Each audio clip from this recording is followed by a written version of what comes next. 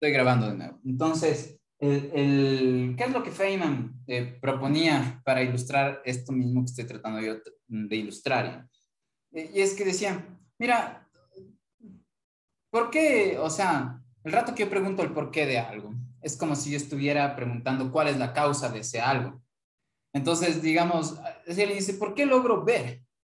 ¿Cuál es la causa de que pueda ver? ¿Ya? Entonces, no sé, la respuesta podría ser, bueno, no es cierto, imagínense que no estamos en el mundo moderno, estamos en la Edad Media, por ejemplo, ¿ya? Y no sé si cachan eso, ¿no? O sea, después de la Edad Media vino el Renacimiento y supone que es como que ya hay un énfasis en las ciencias en vez de, digamos, del pensamiento irracional. O vivir como a través únicamente de mitos, ¿ya? Y de ahí vienen, o sea, por ejemplo, no sé, Da Vinci, estas obras de arte que son así súper estilizadas, ¿no es cierto? Y las ciencias y la filosofía tuvieron una especie de resurgimiento ahí, ¿ya? Bueno, entonces imagínense que no estamos todavía en esa parte, que estamos justo en el periodo anterior, ya, donde habían cruzadas y mataban un montón de gente, se mataban entre sí por vainas de religión, ya. Entonces, supongamos que estamos en ese punto. Y yo voy y le digo a alguien, a un poblador de ese tiempo, le digo, oye, ¿y por qué crees que vemos? O sea, ¿qué es lo que está pasando? ¿No?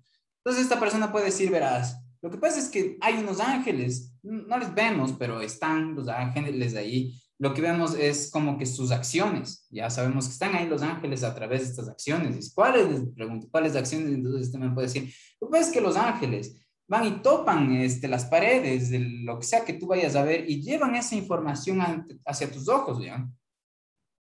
En principio, digamos, esto que está diciendo no es algo a la que yo tenga derecho de decirle, no es así, porque ¿cómo sé? Ya debería yo tener alguna base para decirle, oye, tal vez no es así, ¿ya?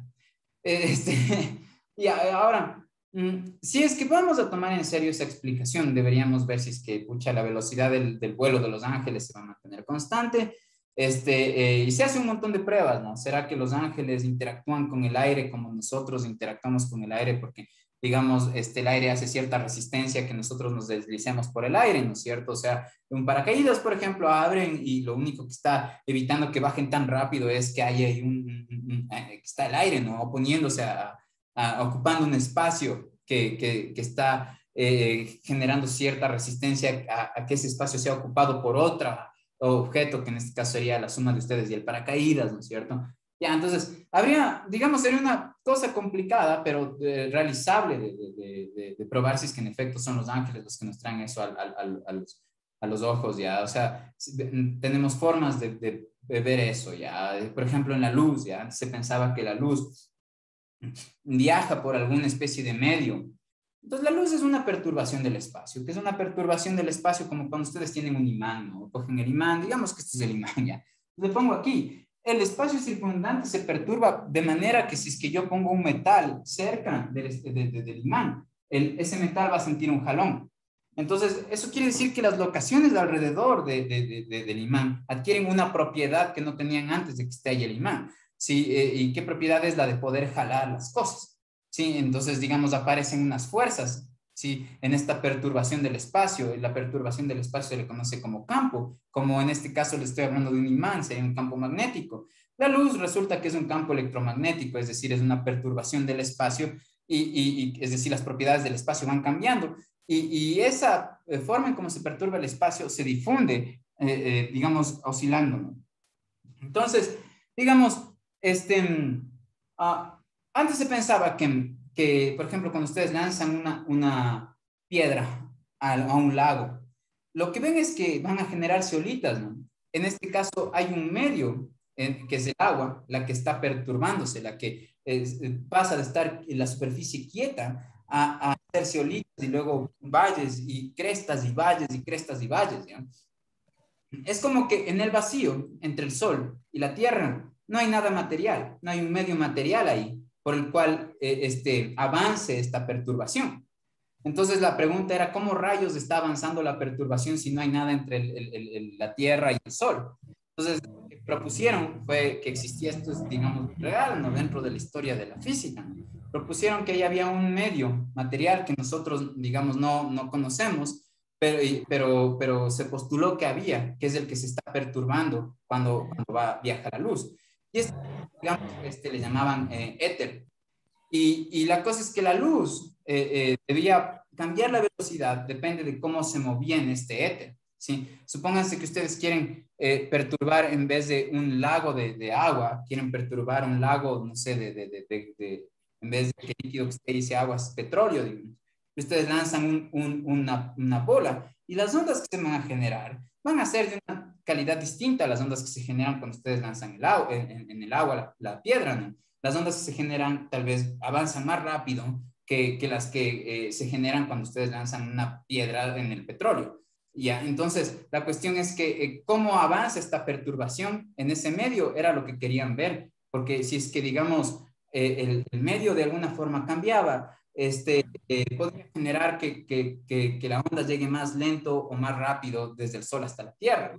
Se hicieron experimentos para ver si es que en efecto este medio y dijeron no. Y ahí fue cuando comprobaron con el experimento de Michelson-Morley, que usó, digamos, unos aparatos grandotes para ese tiempo, ya que en efecto, digamos, la luz viajaba a velocidad constante, independientemente de cualquier cosa. Entonces, eso para poder rechazar la existencia del éter. Entonces, en este caso en el que yo les decía, miren, imagínense que en efecto está alguien me dice, lo que pasa es que van unos ángeles, cogen las cosas de la pared y te las llevan a los ojos. Bueno, o sea, aquí lo importante a analizar, más que si es que en efecto está sucediendo eso o yo estoy inventándome que hay esa relación causal entre, digamos, la existencia de imágenes posibles en los objetos y las imágenes que yo estoy obteniendo en mis ojos, en mi cerebro, ¿no es cierto? A través de, digamos, mis órganos sensoriales. Supónganse que en efecto hay un proceso como ese, pero la cosa es que lo que más nos va a interesar no es si es que en realidad o no, en la realidad independiente del observador, ese es el mecanismo real con el que pasan las cosas, sino que, digamos, el poder explicativo que tendría esa explicación, ¿ya? Entonces, resulta que, a pesar de que esa teoría de los ángeles, para que nosotros veamos, digamos, en principio no es como que estaría mal, ¿ya? Hay unas explicaciones que son mucho más poderosas que esa. En particular, el principio de mínima acción. El principio de mínima acción, digamos, no explica solamente por qué llega la luz a la velocidad con la que llega, digamos, no solamente nos permite analizar cuál es la trayectoria y el tiempo que se demorará la luz en llegar de un lado a otro, sino que nos ayuda a explicar un montón de otros fenómenos. Por ejemplo, ese mismo principio de mínima acción nos ayuda a explicar por qué no sé, cuando ustedes se lavan las manos, el jabón, en vez de hacer una pompa con forma de mi cara o triangular o una forma amorfa, ustedes van a ver que las pompas de jabón siempre son esféricas. ¿Por qué rayos siempre son esféricas? ¿Ya? Hay una orden de que, no sé, de las diosas del mundo o la diosa o Dios o digamos la naturaleza en sí, dijo, quiero que las pompas sean circulares. No, necesariamente ya. Esa orden sí está, pero o eso sí sucede, pero es un efecto de una, digamos, orden de la realidad física más profunda. Y es este principio de mínima acción, que no solamente explica lo que les menciono, digamos, el comportamiento de la trayectoria y velocidades de la luz, del tiempo de llegada a ciertos lugares, más que la velocidad, también nos explica esto de las pompas de jabón, y con el principio de mínima acción, bueno, ustedes pueden hacer un montón, de cosas, digamos, resolver un montón de problemas de la mecánica en general. Entonces, entre tener la explicación de los ángeles y tener, digamos, una estructura matemática que me ayuda a explicar muchísimos eventos de distintas ramas, de distintos tipos, ¿qué tiene que ver el jabón con la luz? ¿Cachan? Son completamente, digamos, fenómenos que parecería que no tienen nada en común, pero sí tienen algo en común y es que el mecanismo con el que, digamos, se dan estos fenómenos, tratan de minimizar una cantidad física que se llama acción, ¿ya? Entonces, eso, por eso preferimos estas otras explicaciones, porque son más poderosas y son invariantes, ¿sí? Invariantes con respecto a un montón de cosas que nos gustaría que sean invariantes, como por ejemplo que si es que yo desarrollo un experimento como el de la cometa aquí, o lo desarrollo chuta en la China o en Marte o en el donde sea, siempre quisiera que me sirvan esas leyes. Si tengo que cambiar de ley cada vez que hago algo, entonces no está muy poderoso mi método científico, ¿sí? Ya. Entonces, digamos, justo si yo quiero como, o sea, si quiero contradecirle a la persona que me dice que me estoy curando con el dióxido de cloro, o si yo quiero avalar lo que dice, no basta con que yo haga un experimento, ¿no? O que me cuente solamente el vecino, si es que voy a aplicar el método científico de manera adecuada, sino que debo hacer muchísimos experimentos. Y ahí usar estadística y ver si es que en efecto se puede terminar diciendo que hay una persistencia en la sucesión de los eventos. Ya, se han hecho esos experimentos y no han tenido muy buenos resultados, ¿no? O sea, más bien hay pruebas más sólidas de que hay una persistencia en la sucesión de los eventos entre el evento vacunarse y el evento, digamos, no llegar a la UCI. Sí hay estadísticamente pruebas verificables, ¿no? De que, digamos, al evento vacunarle le sigue o el evento no enfermarse o no enfermarse tan gravemente como para ir al hospital, ¿no? Entonces, más bien, ya, por eso es preferible el otro método, ¿no? El método, digamos, científico. No es que uno, desde que, por ejemplo, es bebé, no está indagando el mundo, ¿no? Si uno ve una vaina de bebé y va, se mete a la boca, le topa, se pega en la cara, cosas así, ¿no? Escuchan, uno trata de averiguar todos, es como una especie, como dicen los científicos, innato. Y como que uno tiene una hipótesis, ¿no? Dice, bueno, ¿será que tiene algún sabor interesante? Te metes a la boca y de repente saben, no sé, a nada, no está muy chévere la textura, entonces te sacas de la boca y le pones en otro lado, ¿no? Si eres bebé, me refiero. Ya, entonces, digamos, también es ahí, ¿no? Hipótesis, se prueba la hipótesis y se ve qué pasa. Pero, digamos, ¿qué nos hace dejar de ser bebés investigadores y hacernos científicos?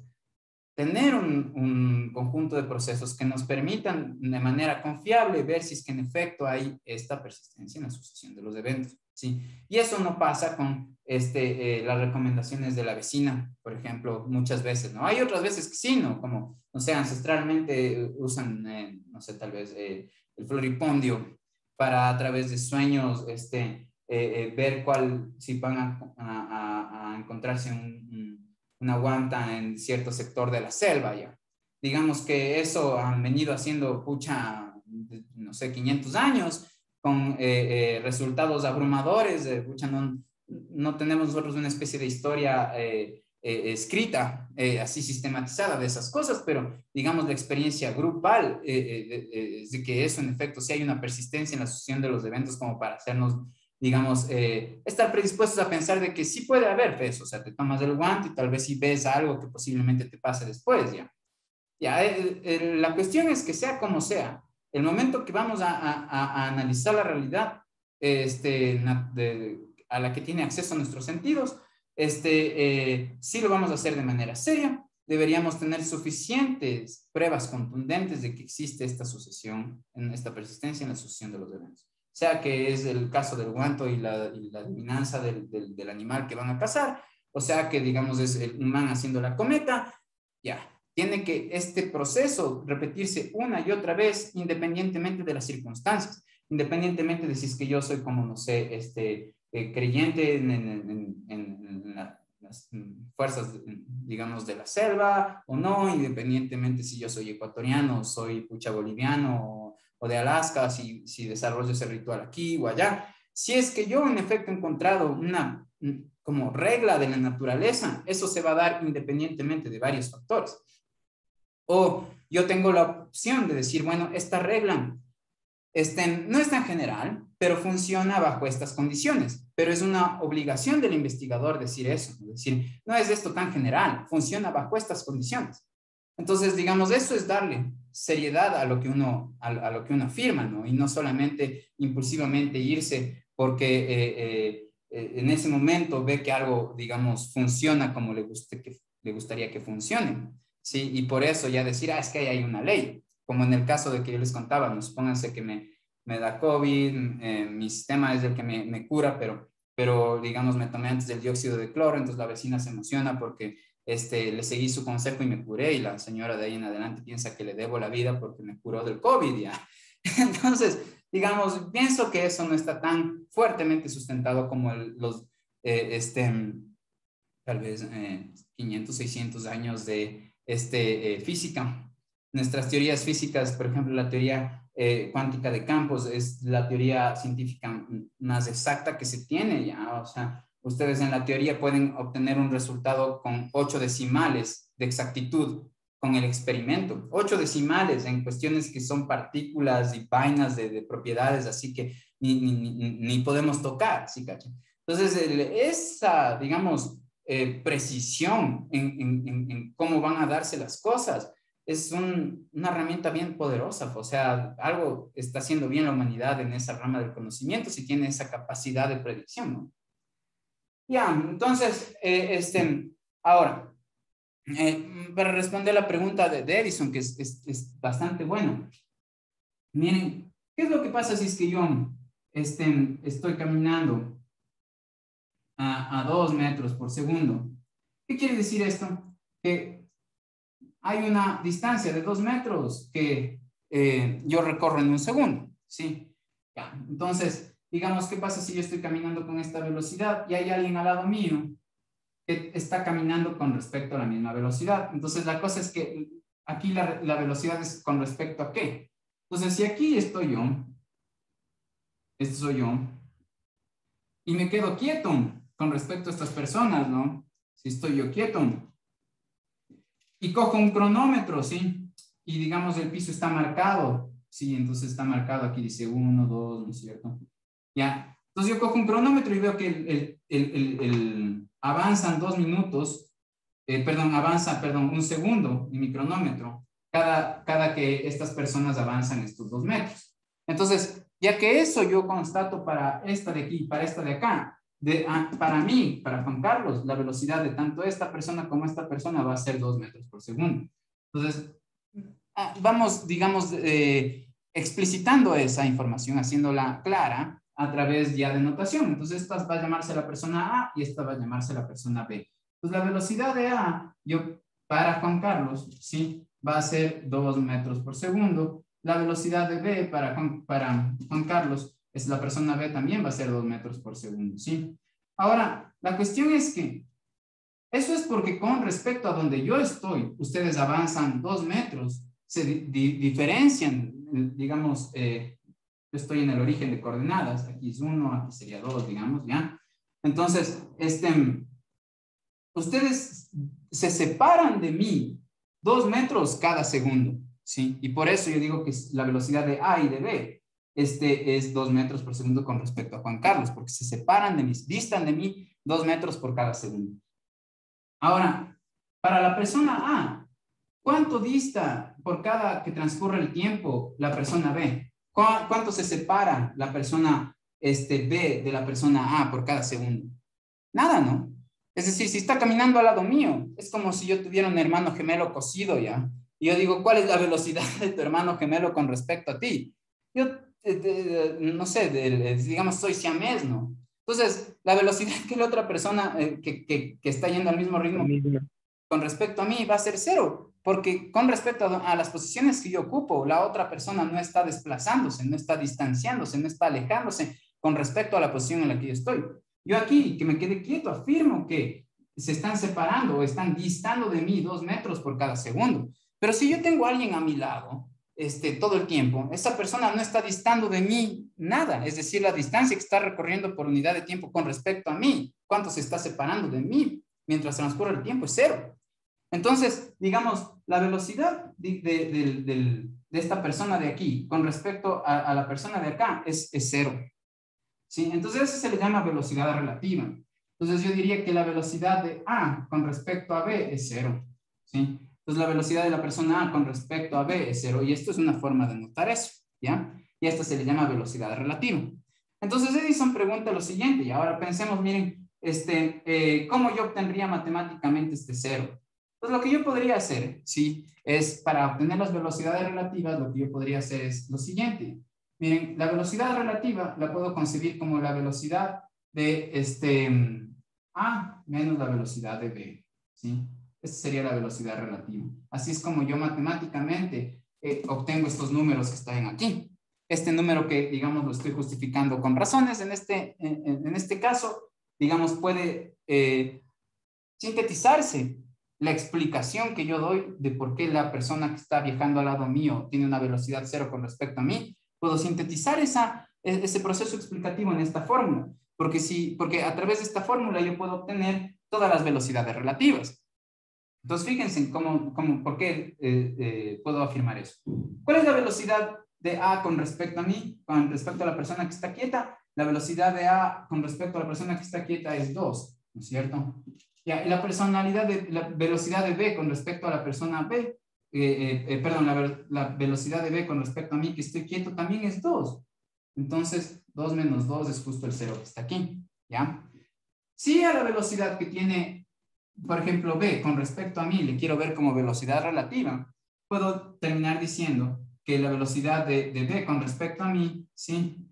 Y aquí pongo con respecto a mí, esta M es de mí, ¿ya?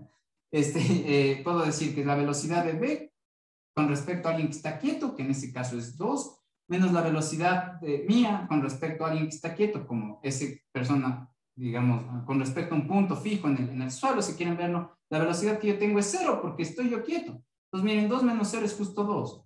Pues la forma en general de cómo nosotros obtenemos velocidades relativas es restando la velocidad del uno con menos la velocidad del otro, ¿no es cierto? Ya así.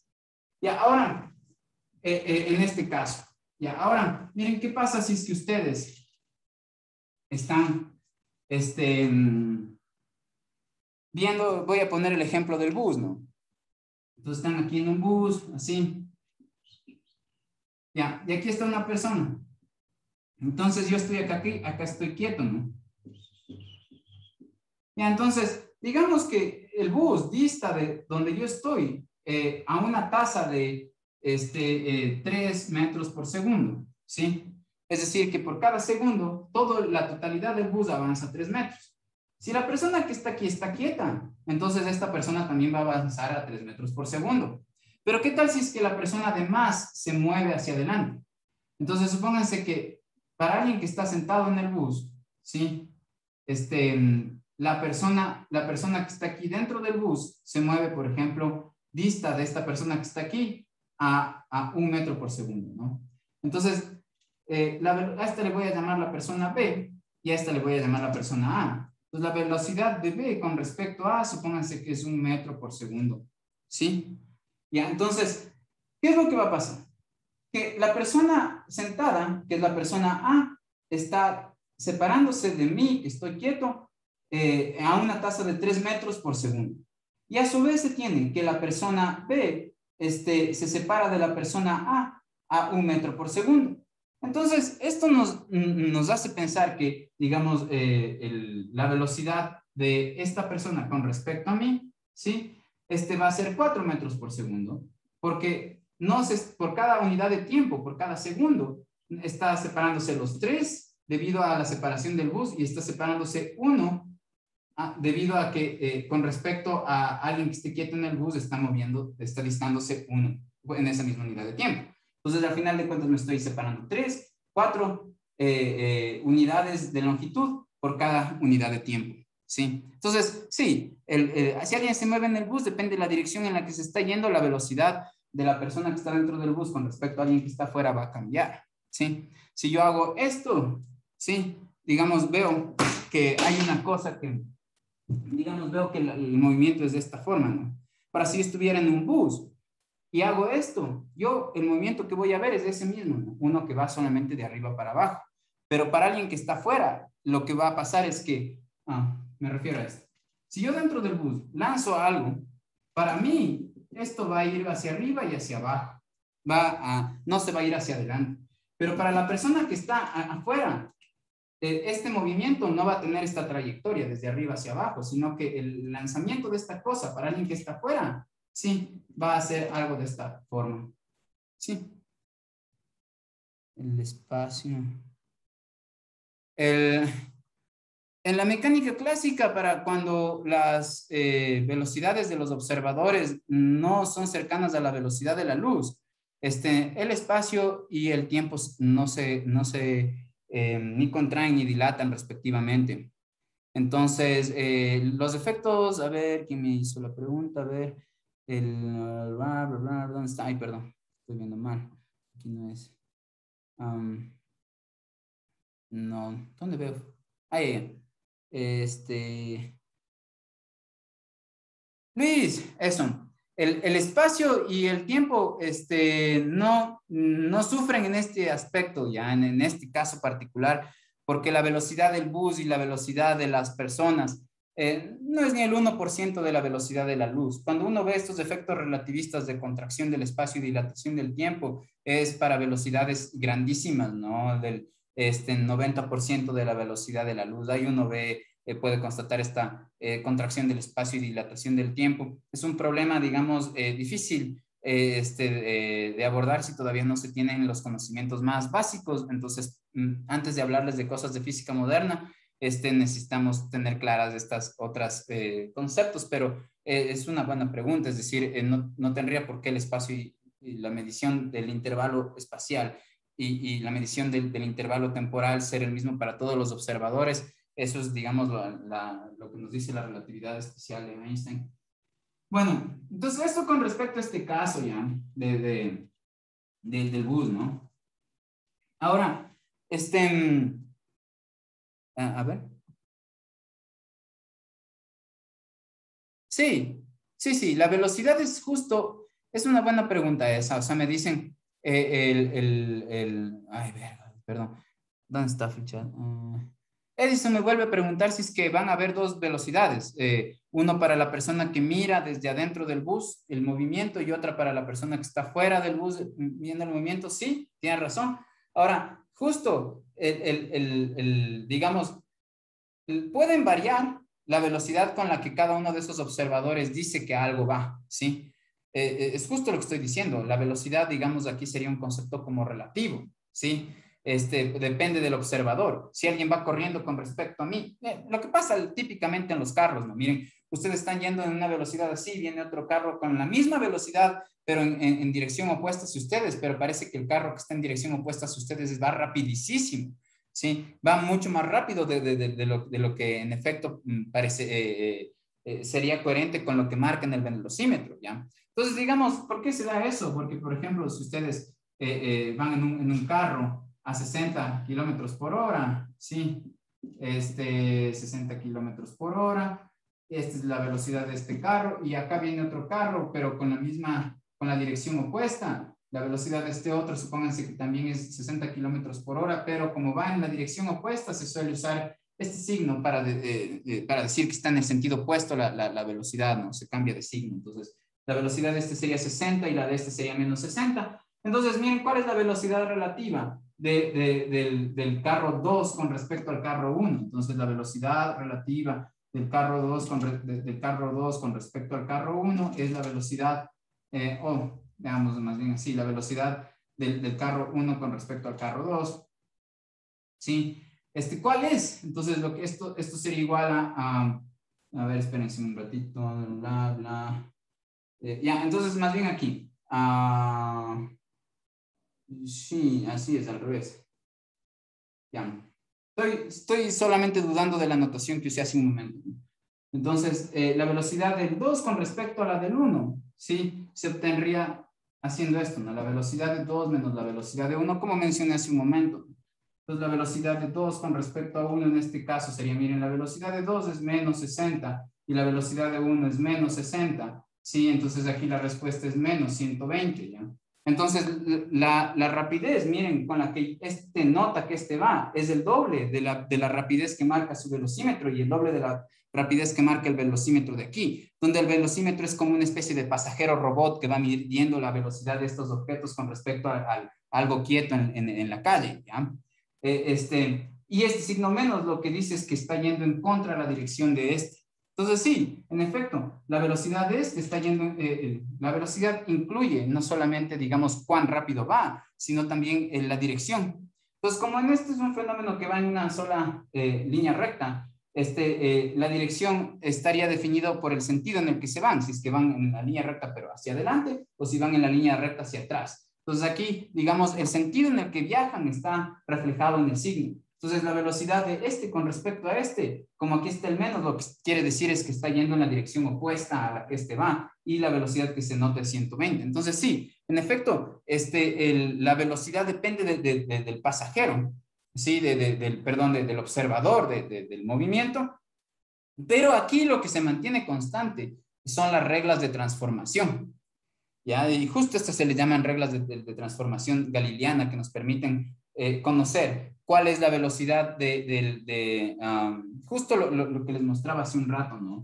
Que uno debe sumar la velocidad de la persona dentro del bus más la velocidad del bus para saber con qué velocidad se mueve la persona con respecto a alguien de la calle, ¿sí? El decir que la velocidad de la persona que se está parando y moviéndose a pagar el pasaje en el bus con respecto a alguien que está parado en la calle, no es 3 como la velocidad del bus, sino 4, porque esta persona está moviendo 1 metro por segundo dentro del bus. Eso, el pensar así, ahí estoy usando una regla de transformación que se conoce como la transformación galileana. Y lo que hizo Einstein fue decir, bueno, la transformación galileana ya no nos sirve, vamos a usar otras transformaciones, ¿ya? Por motivos justo de conservación de las leyes de la física bajo cualquier sistema de referencia. Para que las leyes de la física se conserven, las formas de transformar las velocidades, de asociar la velocidad del uno con respecto al otro, ya no sería galileana, sino que en este caso lorentziana. Pero de eso ahorita no les quiero hablar más. Solamente antes de terminar ya con la clase, ya solo nos sobran 6 minutos, quisiera hablar algo ya más fijo con respecto, más concreto con respecto a los temas que inicialmente necesitamos abordar. Esto tiene que ver con el acto de medir, porque todo, digamos, ¿qué significa que nos comprueben, no sé, algo en física? Significa que nuestros sentidos tengan acceso y que sea de acceso común para los sentidos de cualquier persona a una constatación de una persistencia en la sucesión de los eventos, a una constatación de que en efecto cierta propiedad va a tomar cierto valor. Y entonces, ¿cómo hacemos eso? Nosotros hacemos eso midiendo, pero ¿qué rayos es medir? ¿Ya? Medir es distinto a calcular. Uno calcula cuando coge ecuaciones y hace operaciones y vainas y ahí saca un resultado. Medir es tomar un aparato de medida y medir, ¿ya? Ahora, ¿qué significa medir que tanto estoy haciendo énfasis? Medir es comparar. ¿Comparar qué con qué? Supónganse que voy a medir esta longitud, ¿sí? Entonces, lo que voy a hacer es comparar esta longitud con la longitud de una unidad de medida. Yo puedo escoger la unidad de medida que a mí me dé la gana. Por ejemplo, esta. La longitud de este marcador va a ser mi unidad de medida. Entonces yo cojo y veo cuántas veces entra esta longitud en la longitud más grande. Entonces ahí estoy comparando cuántas veces más grande o más pequeña sería la longitud que voy a medir con respecto a la longitud de mi aparato de medida. Entonces, miren, en este caso entra 1, 2, 3, 4, 5 y un pedacito, 5,5.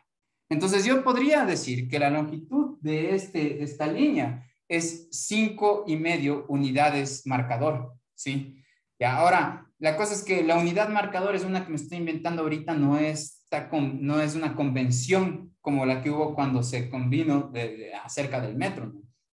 Inicialmente, el metro era una barra de longitud de 1 metro de platino. Estaba hecha de ese material para que, digamos, por la temperatura o si hace mucho calor o si es que hace mucho frío, digamos, esta barra no se contraiga y cambie su tamaño o no se expanda y también cambie su tamaño. Y esa barra creo que todavía la tienen en Francia y fue el primer patrón de medida. Es decir, el resto de metros en el mundo en ese tiempo son réplicas de ese metro que está en ese museo, de esa pieza de platino a la que tiene una longitud a partir de la cual se definió la longitud metro. El nombre metro se refiere a la longitud que tiene esa barra. Sí, antes era más así, ahora está dado por un número de una frecuencia de un movimiento atómico. Pero, digamos, lo que nos interesa ahorita es esto ya, de que cuando yo voy a medir, lo que voy a hacer es justo comparar, ¿no? Y esta comparación es ver cuántas veces entra o cuántas veces es la cuantificación, o sea, cuántas veces más grande es con respecto a esta longitud, digamos, aquello que voy a medir, cuántas veces más grande o más pequeño, ¿no?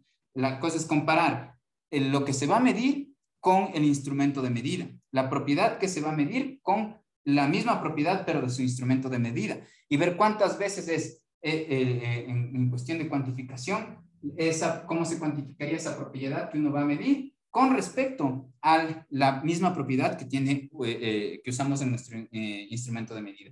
Como lo que mencioné, ¿no? De todas las propiedades que tiene esto, de todo lo que se puede predicar, de esto puedo predicar que es de plástico, que es negro, que con esto rayo, pero de todas estas cosas que puedo predicar, la que me interesa ahorita es la longitud. Sí, y esa le voy a usar de patrón de medida, eso quiere decir que voy a usar eso para comparar la propiedad longitud de esto con la propiedad longitud de esto. Y esa comparación en este caso es ver cuántas veces entra este marcador en esta longitud. Si yo voy a medir una expansión superficial, es decir, voy a medir esta superficie, lo puedo hacer a través de también unidades de medida tipo esto, un cuadrado que tenga 1 centímetro de lado, por ejemplo, ¿ya? Entonces, si yo voy a usar esto de unidad de medida para medir la expansión superficial, la extensión superficial de esta otra figura, lo que debo hacer es ver cuántos de esos cuadrados entran aquí. Entonces, supónganse que entran 8.3 cuadrados. Entonces, el área sería 8.3, ¿qué? Cuadraditos de este estilo, ¿sí? Cuando estos cuadrados tienen lado 1 y aquí 1, entonces esto se le llama el metro cuadrado, ¿no? Cuando tienen de lado 1 metro, ¿no? Los cuadrados que usamos de unidad de medida para cuantificar el área. Ya, entonces, miren, ya se acaba. El jueves, por favor, tengamos nuestra otra reunión. Hoy más de noche o mañana temprano va a estar en su aula virtual más información y recursos para seguir aprendiendo y más indicaciones. Entonces, si no me quieren decir nada, podemos ya acabar ahí. ¿Sí? No. Ya. Entonces, el jueves, pilas, jueves, 12:30, volvemos a tener nuestra clase y ahí sí ya nos metemos más directamente a nuestro campo de estudio. Nos vemos, ¿ya? Ya, Inge, el jueves. Chao, chao.